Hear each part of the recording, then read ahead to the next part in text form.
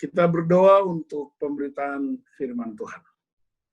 Ya Tuhan, kami bersyukur karena malam ini kami hamba-hambamu bersekutu untuk mempersiapkan segala sesuatu bagi pelayanan pekerjaan Tuhan di jemaat yang Tuhan percayakan. Sekarang waktunya kami mau mendengar firman-Mu, membagi pengalaman iman, supaya firman itu tidak sekedar sebuah pengetahuan, tapi sungguh-sungguh menjadi sebuah kuasa dalam nama Tuhan Yesus Kristus. Amin. Tema kita minggu ini ialah kepedulian orang tua terhadap keluarga. Dan teks Alkitab yang digunakan adalah Kejadian pasal 25 ayat 19 sampai dengan ayat 34. Nah, sekarang mari kita buka Kejadian 25 ayat 19 sampai dengan 34, demikian firman Tuhan.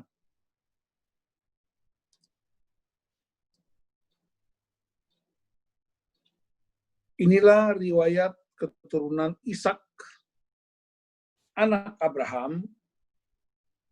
Abraham memperanakan Ishak, dan Ishak berumur 40 tahun ketika Ribka anak Betuel orang Aram dari Padan Aram, saudara perempuan Laban, orang Aram itu, diambilnya menjadi istrinya. Berdoalah Ishak kepada Tuhan untuk istrinya, sebab istrinya itu mandul.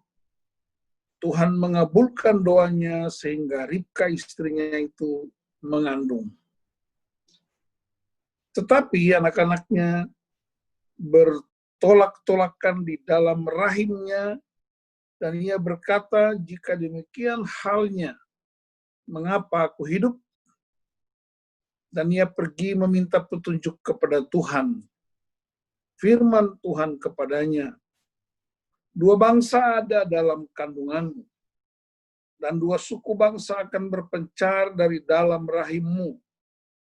Suku bangsa yang satu akan lebih kuat dari yang lain, dan anak yang tua akan menjadi hamba kepada anak yang muda.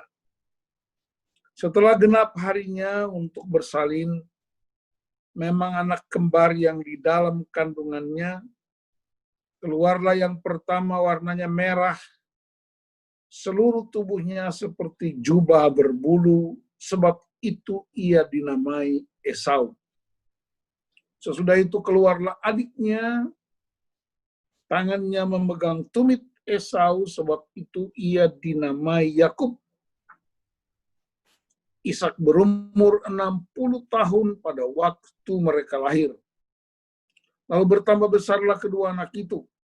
Esau menjadi seorang yang pandai berburu, seorang yang suka tinggal di padang, tetapi Yakub adalah seorang yang tenang, yang suka tinggal di kemah. Ishak sayang kepada Esau, sebab ia suka makan daging buruan, tetapi Ribka kasih kepada Yakub. Pada suatu kali Yakub sedang memasak sesuatu. Lalu datanglah Esau dengan lelah dari padang. Kata Esau kepada Yakub, berikanlah kiranya aku menghirup sedikit dari yang merah-merah itu, karena aku lelah. Itulah sebabnya namanya disebutkan Edom. Tetapi kata Yakub, juallah dahulu kepadaku hak kesulunganmu. Sahut Esau, sebentar lagi aku akan mati. Apakah gunanya bagiku hak kesulungan itu? Kata Yakub, bersumpahlah dahulu kepadaku. Maka bersumpahlah ia kepada Yakub, dan dijualnyalah hak kesulungannya kepadanya. Lalu Yakub memberikan roti dan masakan kacang merah itu kepada Esau. Ia makan dan minum, lalu berdiri dan pergi. Demikianlah Esau memandang ringan hak kesulungan itu. Demikian Bapak Ibu firman Tuhan. Saya malam ini ingin membagikan kebenaran ini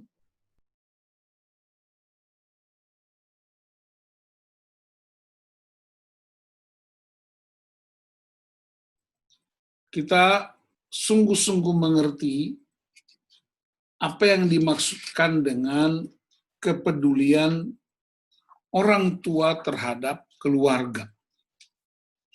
Kalau orang tua biasanya suami istri. Keluarga tidak hanya suami istri tapi anak-anak. Ada juga di daerah tertentu disebut keluarga itu handetolan, sanak saudara, boru, bere, ipar, semuanya. Di budaya-budaya tertentu kita punya namanya big family, keluarga besar. Di negara-negara tertentu cukup keluarga-keluarga yang kecil. Nah, kali ini kita akan renungkan bersama, belajar bersama dari keluarga Ishak dan Ribka.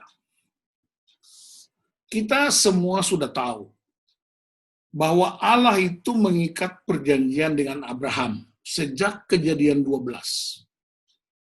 Keturunanmu akan sebanyak seperti bintang di langit dan pasir di laut. Itu janji itu baru digenapi ketika Ishak lahir pada waktu Abraham berusia 100 tahun. Janji itu datang kepada Abraham ketika dia berusia 75 tahun.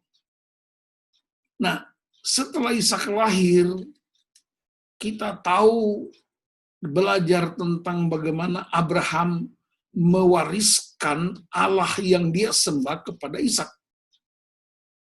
Dan sampai di pasal 24, Ishak itu kawin dengan Ribka melalui sebuah proses yang sangat mulia, yaitu Abraham menugaskan Eliezer hambanya untuk pergi ke rumah keluarga nenek moyangnya Abraham.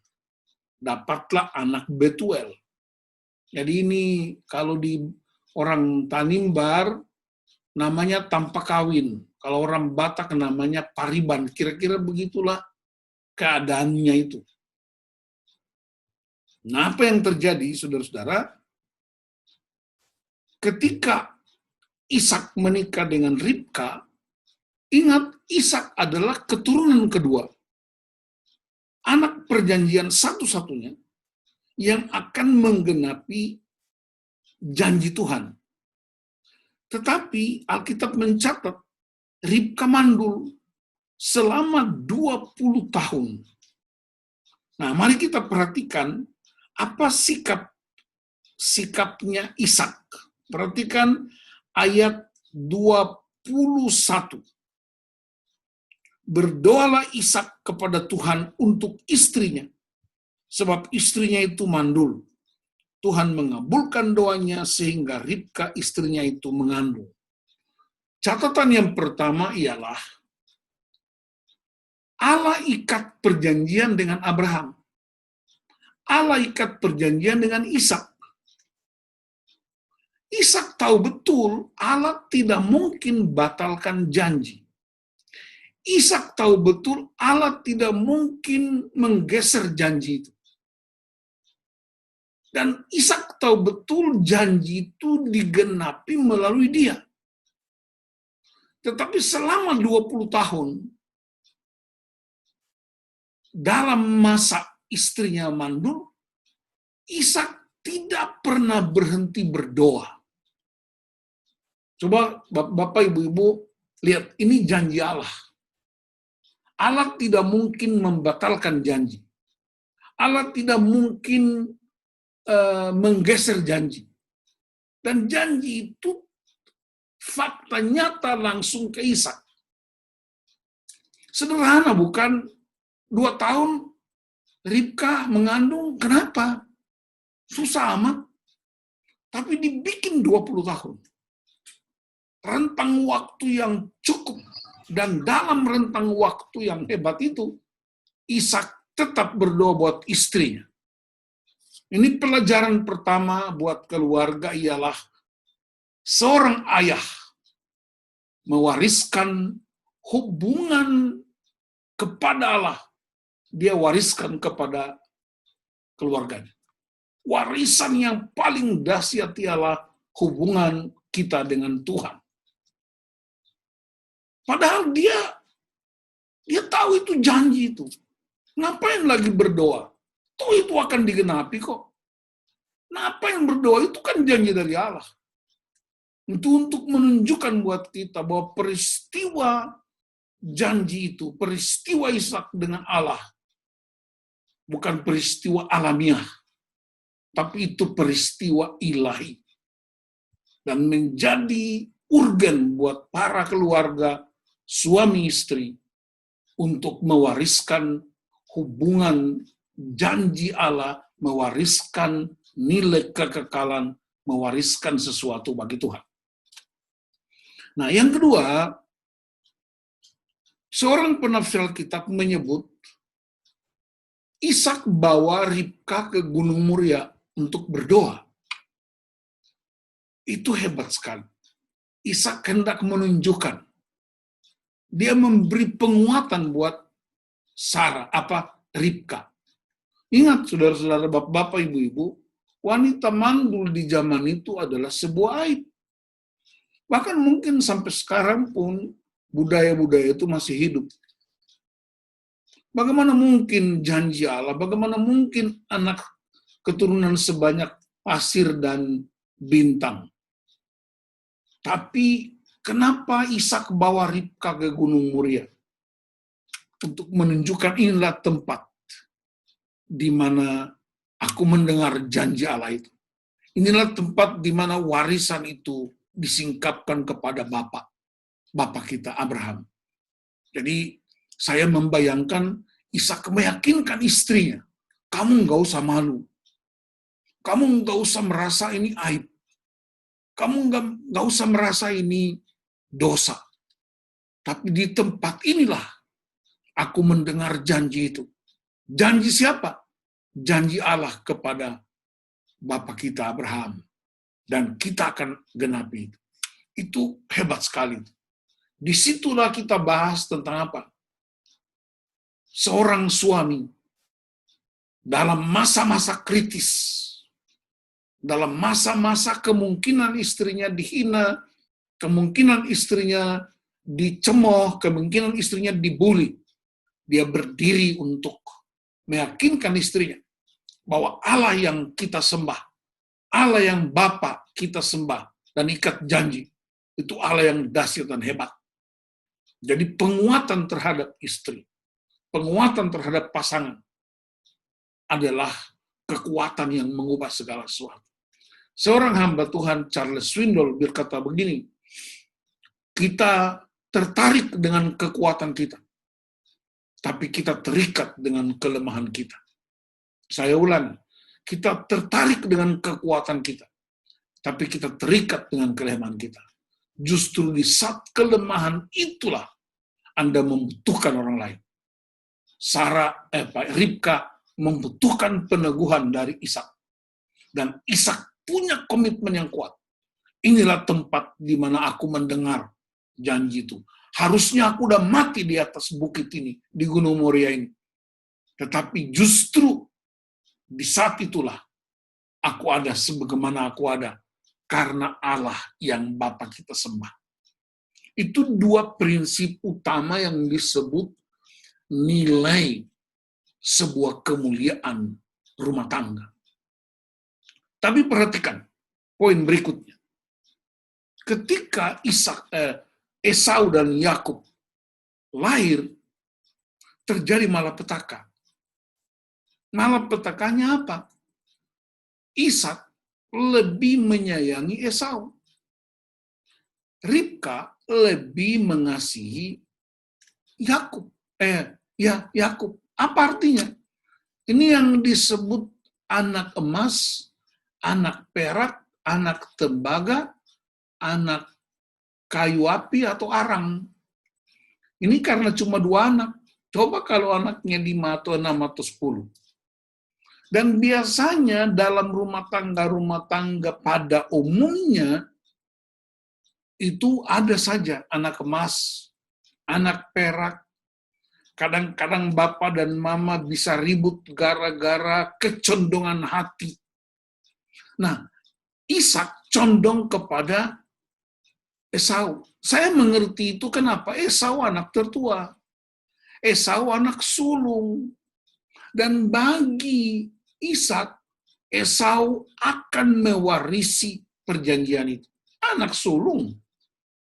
Tapi ternyata cara pandang Ishak tidak sama dengan cara pandang Tuhan. Kenapa? Ini malapetakannya. Esau memandang rendah hak kesulungan. Dengan cara apa? Dia lebih tertarik pada hal-hal yang sifatnya material. Dia tertarik pada hal-hal yang sifatnya duniawi. Dia tertarik pada hal-hal yang sifatnya sementara. Sedangkan Yakub, dia tertarik pada hal-hal yang sifatnya rohani. Aku minta, kalau mau dapat ini, kasih hak kesulungan itu.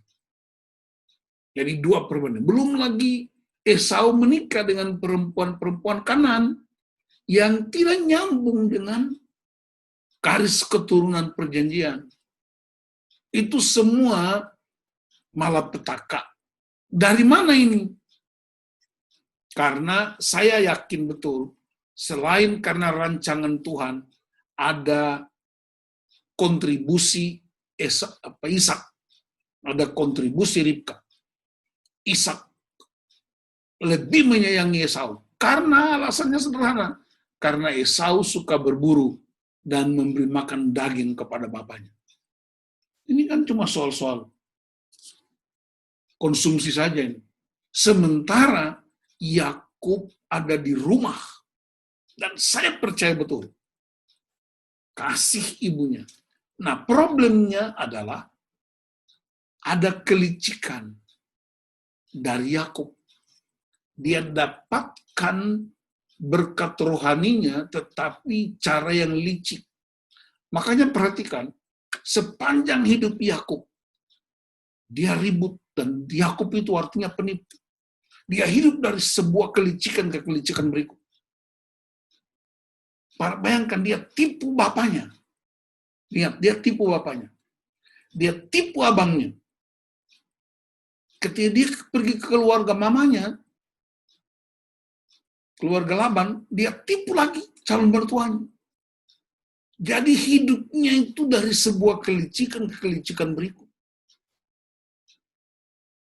Tapi, namanya janji Tuhan.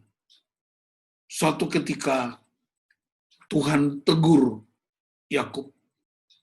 Dan Yakub mengaku dengan jujur. Dan kemudian Yakub diubahkan. Nah, kita ingatkan pelajaran keterbukaan adalah awal pemulihan. Jadi ketika Yakub didatangi oleh malaikat di Sungai Yabok, Tuhan lawat Yakub. Bergumul sampai fajar menyingsing. Dalam Kejadian 28 bisa nanti dibaca. Di situ Yakub begitu kuat, sangat kuat. Bagaimana enggak kuat? Bapak saja dia tipu, abangnya dia tipu, mertuanya dia tipu, bagaimana enggak kuat? Lalu Alkitab bercerita malaikat itu, dia memukul pangkal paha Yakub terpelecok, dan saat itulah dia menyerah. Pangkal paha bagi saya bicara tentang kekuatan. Pangkal paha bicara tentang kehebatan. Dia bisa berlari kemanapun, dia bisa bergerak kemanapun. Tapi ketika dia berjumpa dengan Tuhan, dia menyerah. Nah, pada waktu dia menyerah, dia nggak bisa lepaskan Tuhan. Malaikat bilang, lepaskan aku mau pergi.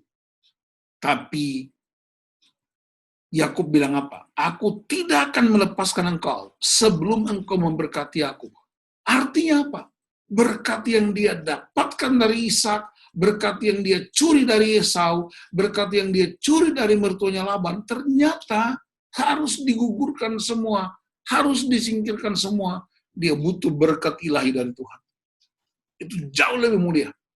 Nah, untuk mendapatkan berkat-berkat ilahi dari Allah itu, Tuhan tanya dia, siapa namamu? Padahal Tuhan tahu. Cuma dia tanya, siapa namamu? Dan Yakub menjawab, saya Yakub. Saya penipu. Dia jujur di hadapan Tuhan. Dan saat itu Tuhan bilang, namamu tidak lagi disebut Yakub. Namamu tidak lagi disebut penipu. Tapi namamu adalah Israel. Jadi saudara-saudara, bapak-bapak perhatikan. Yakub yang licik, yang menipu bapaknya, yang menipu abangnya, yang menipu mertuanya. Ada titik di mana terjadi point of return. Dia mesti balik untuk ikut dalam janji Allah itu. Seluruh hidup Yakub sebelum ketemu dengan Tuhan di Sungai Yabok itu hidup yang penuh kelicikan. Hidup yang kacau balau. Hidup yang menyenangkan diri sendiri. Tapi ketika dia berjumpa dengan Tuhan secara pribadi, terjadi transformasi hati, terjadi perubahan hidup, bahkan tujuannya berubah. Namamu disebut Israel. Dan lihat, Tuhan mendamaikan Esau di depan, Tuhan mendamaikan Laban di belakang, dan keluarganya menjadi embrio, lahirnya sebuah bangsa yang besar. Jadi, dari peranan keluarga ini kita pelajari beberapa hal. Yang pertama, warisan Ishak ialah dia berdoa, sekalipun janji itu datang dari Allah, dia tidak jemu-jemu berdoa. Dia tidak pernah berhenti berharap. Dia tahu dari Tuhan, tapi dia tetap terus mengandalkan otoritas Tuhan. Jadi peristiwa Ishak dan Ribka adalah peristiwa ilahi, bukan peristiwa alamiah. Yang kedua, dalam ketakutan, kekhawatiran, dalam situasi yang genting buat seorang Ribka, Ishak memberi peneguhan. Ishak membawa dia kepada tempat di mana mezbah itu didirikan untuk berkata kepadanya, janji Allah akan digenapi dalam hidup kita. Nah, dalam proses itu ada beberapa poin yang harus kita hindari. Sengaja ditulis untuk mengingatkan kita dalam zaman modern ini. Yang pertama ialah jangan ada anak emas, anak perak, anak perunggu, dan lain-lain dalam rumah tangga. Ya, biasanya kalau anak laki lebih condong dengan ibunya, anak perempuan lebih condong sama ayahnya. Dan ingat, itu bisa jadi sebuah ledakan yang besar. Ingat, Yakub juga pernah praktekkan itu. Dia lebih mengasihi Yusuf daripada abang-abangnya. Dan terjadilah peristiwa sumur itu.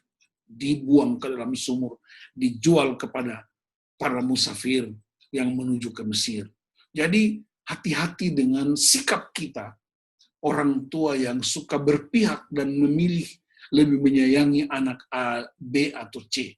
Apalagi kalau anak A itu dia menyebalkan, dia suka melawan, itu juga bisa menjadi problem kelak yang bisa menghancurkan anak-anak kita. Jadi saya ingin mengatakan ada satu sisi di mana sangat ilahi, tapi ada sisi di mana sangat manusiawi. Nah, yang manusiawi ini kita pelajari untuk hentikan. Saya punya pengalaman dengan dua putra saya, Yanson dan Kevin. Yanson itu lahir tahun 93. Saya masih vikaris. Tahun 94 saya ditabiskan jadi pendeta. Saya belum punya gambaran apa-apa tentang seorang pria yang sesuai dengan firman Allah. Saya belum punya gambaran apa-apa menjadi seorang bapa seperti biasanya pada umumnya. Tapi saya begitu hebat dengan pelayanan. Saya pergi ke sana kemari, terbang ke sana kemari. Ibu Nana sudah bekerja untuk menopang kebutuhan rumah tangga kami. Yanson paling sering tinggal dengan pembantu atau keponakan saya yang di rumah. Jadi nyaris Yanson itu father, ya, touch itu kurang sekali. Setelah dia umur 7 tahun, Kevin lahir. Nah, waktu Kevin lahir tahun 2000, juga saya belum mengalami perubahan-perubahan yang signifikan seperti layaknya seorang ayah dan seorang suami yang ideal di Alkitab. Dan Kevin itu saya pernah tolak dia. Karena saya butuh seorang anak perempuan. Kenapa saya butuh anak perempuan? Oleh karena keluarga kami nggak ada anak perempuan. Kami 6 bersaudara laki-laki. Pas anak ketujuh yang perempuan. Jadi kami sudah sangat besar.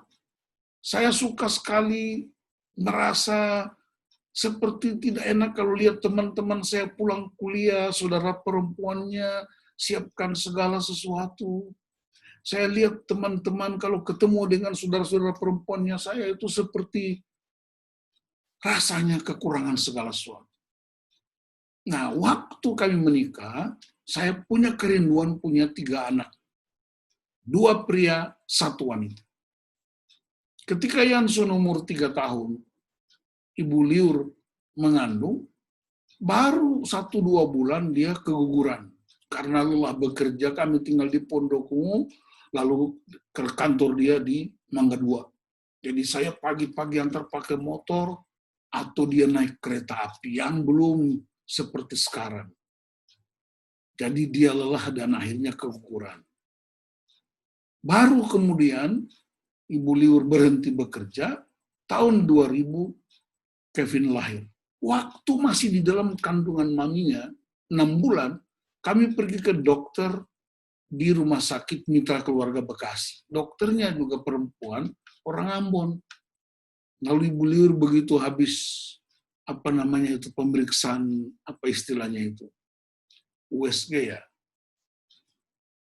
Lalu dokternya langsung salami saya. Pak Pendeta, selamat. Bapak punya anak laki-laki. Saya bilang, Ibu dokter, bisa berubah kah? Beta mau perempuan. Saya mengucapkan itu tidak mengerti bahwa ternyata itu sebuah spirit penolakan. Dokter bilang, aduh Pak Pendeta, Tuhan yang tentukan, jadi kita ikut saja. Dan apa yang terjadi, saudara-saudara? Waktu Kevin lahir, dia lihat saya itu seperti monster. Setiap kali saya mau dekat sama dia, dia teriak. Setiap kali saya gendong dia, dia merontak. Dan itu bertahun-tahun. 3-4 tahun itu. Dia paling takut sama saya. Kita nggak ngerti. Tahun 2005 saya ikut pemulihan pria. Saya ikut pemulihan hubungan suami istri. Saya diajarkan firman Tuhan. Itu namanya penolakan. Lalu saya bikin beres dengan Kevin pas dia umur 5 tahun. Saya gendong dia, kemudian saya cerita semuanya. Dan dia menangis. Dan sejak itu hubungan kami berdua itu luar biasa. Sampai sekarang ini. Jadi apa artinya? Ketika kita punya hati condong kepada salah satu, dan kita cenderung menolak yang lain, maka kita sedang memasang bom waktu untuk keturunan-keturunan yang akan ribut tidak pernah berakhir.